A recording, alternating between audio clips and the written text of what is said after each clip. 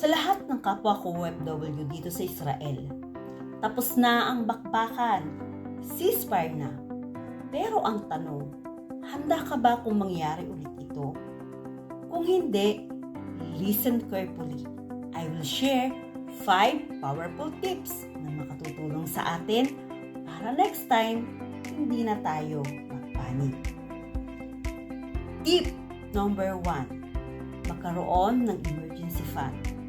Emergency fund is your shield in crisis. Dapat meron kang at least 3 to 6 months ng expenses para kung mawalan ka man ng trabaho, may buffer ka. Kahit 500 shekels per month, basta tuloy-tuloy. Tip number 2, secure proper protection, life and healthcare. Paano na ang family mo kung something happens sa'yo habang nasa abroad ka? That's why, dapat may life insurance at long-term healthcare ka. Kaiser is one of the best plans para sa mga OFWs. Tip number 3, mag-invest habang may kita pa. Habang may trabaho at income ka, mag-invest ka na. Huwag lang i-deposit lahat. Sa IMG, may access tayo sa mutual fund, stock market, at marami kang iba. Start small.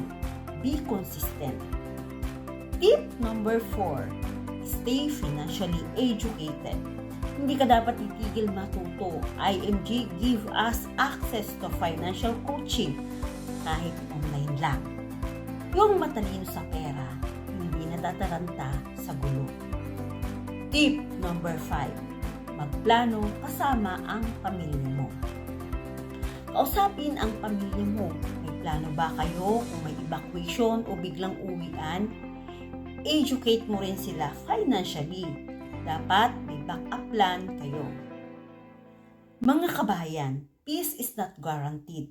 Pero ang financial preparedness, nasa kamay natin. Gusto mo bang matutong magplano financially? Attend ka sa next IMG free orientation. I'm here to guide you.